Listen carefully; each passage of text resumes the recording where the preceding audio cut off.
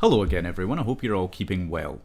In this video I'll be speaking with you about why you need to be cautious when it comes to seeking a spiritual teacher, or if you wish to encounter any kind of quote-unquote enlightened being. Okay?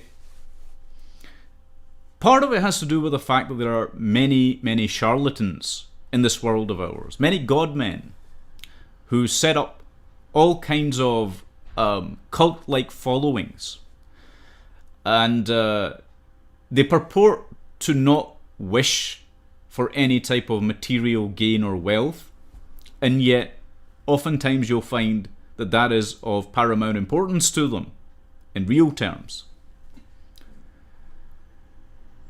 But that's just a small issue. Okay, if you are discerning enough and wise enough, you will avoid that pitfall. There's a deeper problem, however, and it's not really a problem if you're prepared for it. But the issue is one of how ready you are. Okay, how ready are you to have to face up to certain aspects of yourself that you would much rather ignore? Because any kind of remotely enlightened person would make you look in the mirror at your very worst behaviors, at your very worst actions, and ask you, why did you do that? And then they would make you question many parts of your persona, your character, and who you think you are. Because who we think we are isn't actually who we are at all, in its fullest sense. Okay? We've created these false images about ourselves. We've created many a false narrative about ourselves. And we want to fit into these boxes, these categories. Nobody wants to think of themselves as a villain. Everybody wants to think of themselves as a hero, for example. Right? And the same thing's true of the roles that we fulfill in society. Even inside our own families, mother, father, child, brother, sister, or your significant other and how you relate to them, husband, wife, so on. And we define ourselves by those roles, when in real terms that's only a slice of who you are. It's an important slice to be sure, but it's still one slice. Okay? So the enlightened master would push you in the extreme to ask why you are doing what you're doing. Every single action, every single word, every single thought. And it would make you doubt yourself. So profoundly, in fact, that if you aren't careful, you would have a complete breakdown.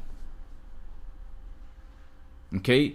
This is why I say to people, if you're not ready to travel down that path, don't do it. Everybody today, right? Well, not everyone, but many people are all about wanting to become enlightened without realizing what the heck that actually means. Alright? And it's become a fashion, a fad, right? Everyone wants to do it. But if they really did it, ask yourself this question: would the world be in the mess that it's in right now? No, because what would happen is that those people would have achieved a level of consciousness. That is to say, they would be conscious in the moment, preferably all moments.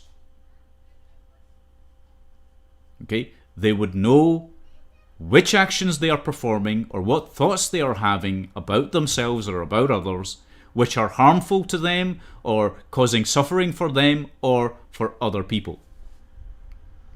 Okay? This is not happening. Certainly not in the aggregate. And this is the proof, all the proof that you need to realize that people talk a good game when it comes to wanting to become enlightened, but they never truly attempt it. Because one of the things that you have to do is to abandon your sense of attachment to the false ideals, the false paradigms, the false images, the false narratives. You have to abandon all of that. And not a lot of people can do that. I'll give you an example of this, all right? In the case of infatuation, people get infatuated by another person. What happens? They put them onto this pedestal, all right? And they create these false images in their mind about who that person is without realizing that the other person is a human being just like you. You never want to consider, because you're seeing through these rose-tinted glasses, all right? You never want to consider that the other person has many flaws, many foibles. They eat, they drink, they breathe, they go to the bathroom just like you do. All right? But many people don't want to consider that when they are in that state of infatuation. And that's just one simple example. But a person can invest so much in that emotionally. Okay? They can invest so much of their energy into becoming attached to that ideal or to that image that they become self-destructive. So when a spiritual master comes along and says to them, well, you have to not attach yourself to anything, you have to practice detachment, and you have to let go of your attachments to these false ideas, they don't react very well to it, because they don't want to acknowledge that they've wasted their time. Okay? And this isn't just the case with the roles that people fulfill or the ideas people hold, but it's the case with everything that they do in their life as well. I'll give you a great example of this. People like to invest so much time and energy into their careers. And that's not to say that the career isn't an important part of what they are or what they're doing or who they are. But it's not the be-all and end-all of that person. And yet when they're forced to question whether it has been worthwhile for them to do what they've done, this becomes a moment of crisis within that person. Do you see? So it's not a road to be travelled down lightly. It's not a fashion. Okay? You should not want to do it because it's the in thing. Do you see where I'm coming from? Right? The other problem is that any time that an enlightened being has ever made themselves visible to any person or group,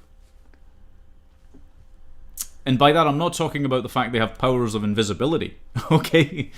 I'm making the point that most of the time you'll find enlightened beings don't actually want to be in the fray. They would much rather sit on a mountaintop somewhere in a cave and just focus on their own conscious being. Okay? But anytime they have interacted with the majority of humanity through history, it's been the case that they have never been well received. You need only look at the biblical canonical story of Jesus, who opposed in his time the very vampiric practices of these bankers of his day, who were bleeding people dry, all in the name of acquisition. And he did the same thing when it came to the priest classes of religion. He did not like the fact that they were purposefully keeping the populace dumbed down just to fit in with the political paradigm of that time. And then, of course, he opposed the political forces of that time, that is to say the Romans. And for this, Christ was crucified. Okay? So we see how society treats its great ascended spiritual beings. You see the same thing with Gandhi, with Martin Luther King Jr., Malcolm X, and also with many other people that have come along to tell humanity some fundamental deep truths. Okay? Anytime a fundamental deep truth has been put into view, the person bringing it is looked upon with disdain. So, are we really looking for enlightenment then, if this is the environment which we create as a society? I would say no. Okay? We don't really want to be enlightened. We don't really want to understand one another's suffering. Because if this was the case, then we wouldn't have so much suffering occurring all the time. Now, the other thing is that there's a question about whether or not it is a moral right to continue in a state of ignorance. Okay? Is it right that we allow people to continuously be ignorant then, if they're not ready for enlightenment? And the answer to that is no. Because regardless of what happens in this physical world of ours, the courage to speak any kind of profound truth is itself of value. The demonstration of courage is itself a value. Okay? And it's a value that we should incorporate into ourselves. Or we should try to. Others have led by example. But again, if you're not ready, then you're not ready. Perhaps those people need to start with small steps.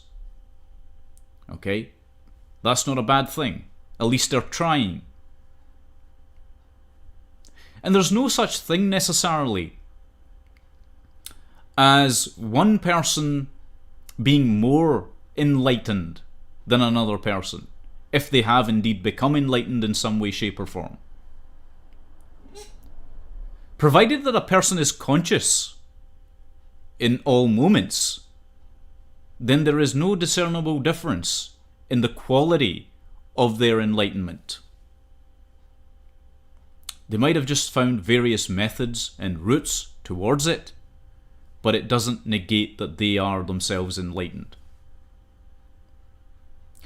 And what does being enlightened mean at the end of the day anyway? Right? For some people, it is this wackadoodle notion that they will gain great mystic powers, that they will gain some kind of supernatural powers. Okay? And this is a silly way to look at any path towards becoming aware. Because there's nothing supernatural about becoming more conscious, about becoming more able to do something. Okay? There's nothing remotely supernatural or superstitious involved in that. Okay? There are things that we might not understand about a fully conscious being. Things that maybe they can do that appear strange to the rest of us. But that doesn't mean that they're performing some kind of supernatural feat. But that's a slightly different subject. So when it comes to spiritual teachers, getting back to that, there's also another point to be made on this, which is that how do you know that a spiritual teacher will want to accept you as a student? Because oftentimes people negate the fact that the teacher themselves has free will. They could choose not to teach you. But oftentimes we don't take that into account, you see, because we have these very faulty notions. But even if they did, and you began on that journey, okay, would it change your life in any discernible way, materially or physically? I can tell you the answer to that is very simple. The answer is no. I've said this before many times, but I'll say it again. The Buddhists have this fantastic saying. It goes something like this: before enlightenment, you carry water and chop wood. Okay? Before enlightenment, you carry water and chop wood. Do you know what happens after enlightenment? You carry water and chop wood. The difference is within you. The difference qualitatively happens in your own processes, in your mind, in your body, in your spirit. That's where the change takes place. Your whole perspective shifts, your attitude changes. Okay? And you become aware of yourself. And the fact that you are a unique being in this physical life, and yet you are a part of something greater.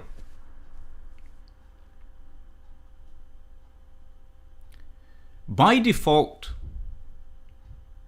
the life force within you is always seeking to expand itself beyond its own borders, beyond its own horizons. It always is seeking for more, to be more. And if it's not channeled properly, this is what becomes ultimately greed. Okay? Or sometimes a twisted form of love or hate. Okay? If it's not channeled properly, these are the ways in which it expresses itself. Because your being knows by its nature, by virtue of its own being, really, strange as that might sound, it knows that it wants to be more. It knows that it can't be contained. It wants to connect with everything out there, the great expanse. But it doesn't realize that it's already connected. And that's not due to anything else except for the fact that you have been taught. You have been miseducated. Alright? You've been taught that you are separate from everything else and everyone else.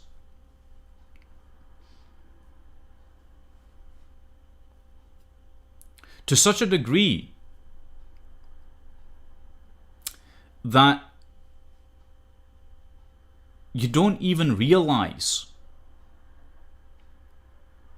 how much damage you're doing to yourself when you inflict some kind of violence in many instances on someone else. And I'm not talking about the redefinitions of violence. The true definition of violence is violating another person's natural right to exist, free of molestation and harm. Okay?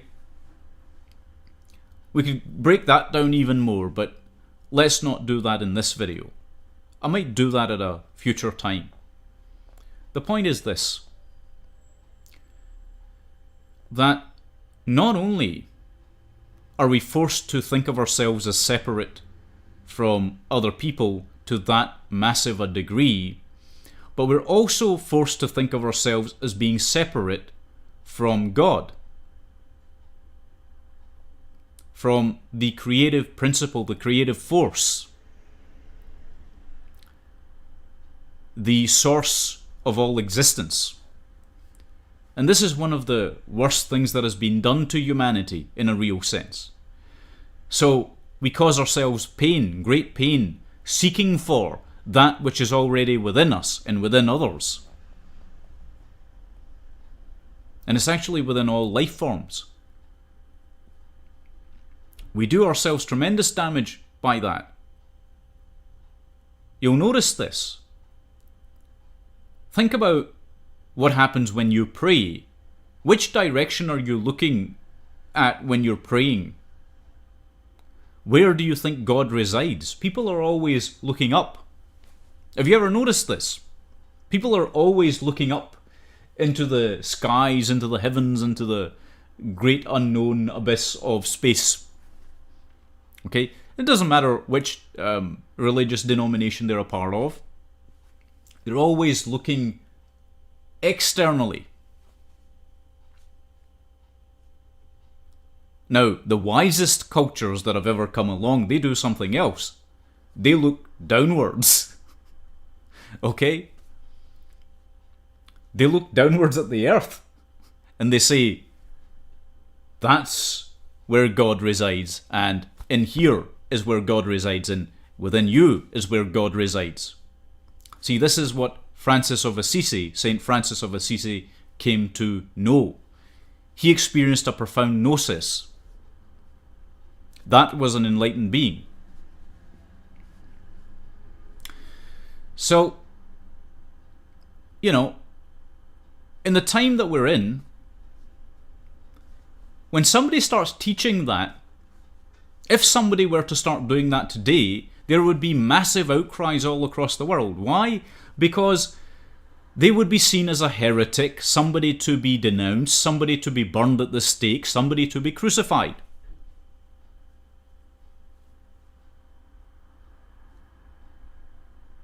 Because they are telling us things about ourselves. That perhaps we have been doing things wrong for such an extended period of time. Do you see what I'm saying? So this is why I say, be very, very cautious about what you're asking for when you are seeking enlightenment, or you're seeking any kind of spiritual teacher to come and teach you or to accept you as a student. It's not quite as straightforward as what people think. And the process itself involves a lot of suffering and embarrassment. In a very true sense, you have to totally embarrass yourself.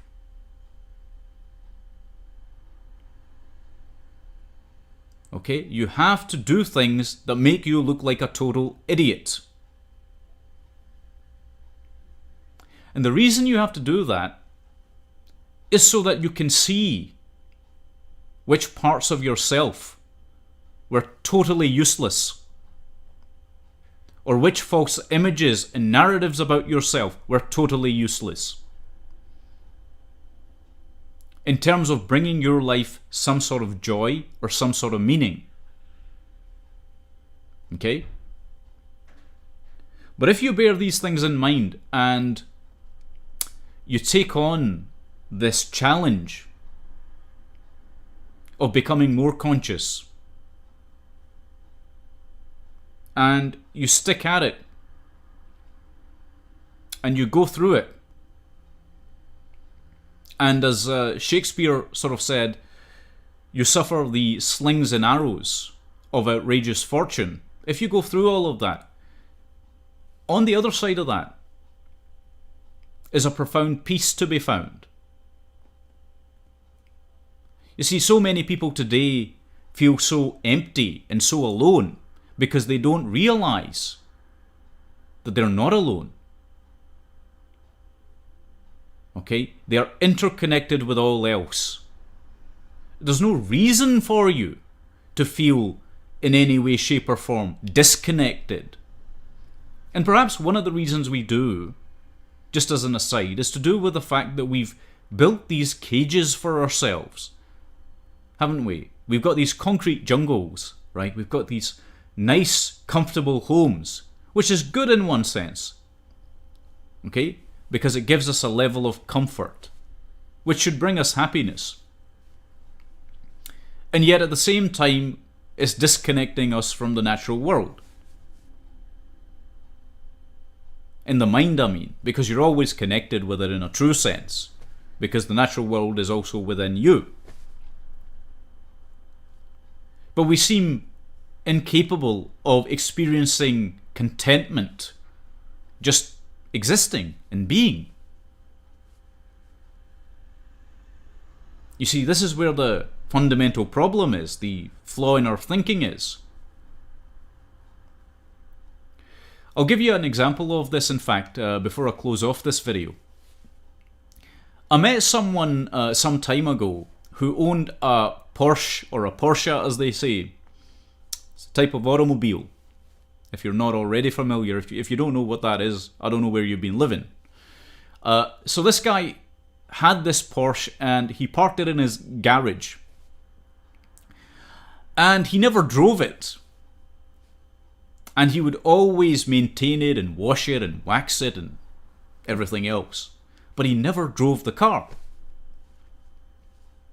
And I thought, this is very strange. So I asked him one day, why don't you drive the car? And he says, because it would ruin the perfection of the car. Okay, that's what he said to me. And I thought, are you actually getting any joy from owning this or from using it? Now that doesn't mean, incidentally, that he shouldn't own it or use it. Okay? But the joy in having things, or if something comes your way or you purchase something, is to take pleasure in that thing. Not to keep it locked away where nobody can get at that, not even you.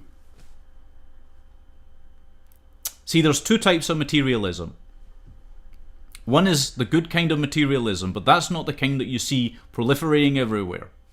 The good kind of materialism is, if something comes your way, you accept it with gratitude, and at the same time you're happy to be using it, to make use of it. There's a utility to it, to a good or a service or something else.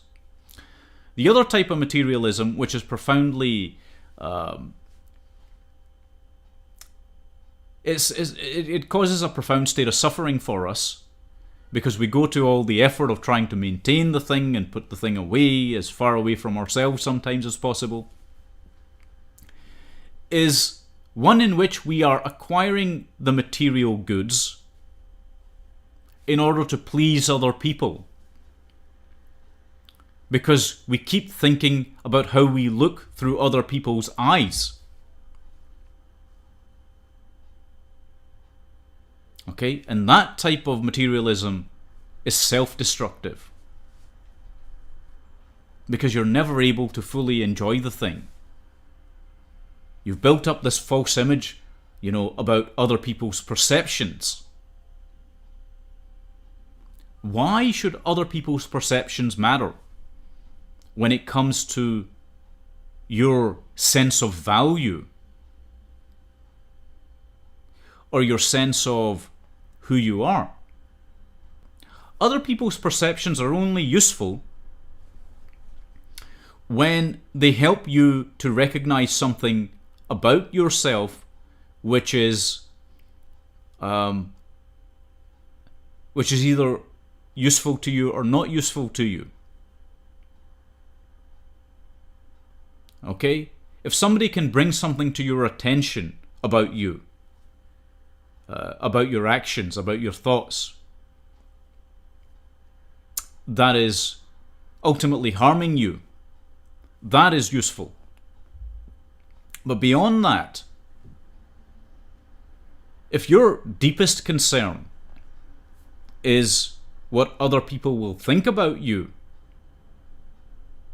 And you're so paralyzed by fear as a result of that. And if that's the driving force in your quest for material gain, then it's just that's not going to create anything harmonious. It's not going to create a good life for you. Do you see? So this is the thing. But just to finish off this video, I'll try and keep this shorter than some of the previous ones. Be cautious in seeking enlightenment, because there's much more involved in it than what you're told by popular media. Do you understand? Or what appears on the surface. The results that you see, okay, the results that you see where people have gained something of a deep and meaningful sense are because they have put in an immense amount of effort. And this is the case with almost anything in life, by the way. See, it's different if you see the results and you say, well, I want that, but how can I get that? Let me put in all the effort that is required for me to get to that point. If it's a state of being, then to get to that state. Okay? If it's a material good, then to have that material good. But you need to be prepared to put in the effort. Because you don't know what people had to go through in order to get to where they are in any avenue of life. Do you see? Or how much suffering it's causing them, or it will cause them at the end of that, because you haven't thought deeply enough about that. Anyway, I'm going to leave it there for this video. But I want to thank you very much for watching. Take good care of yourselves, and God bless every one of you.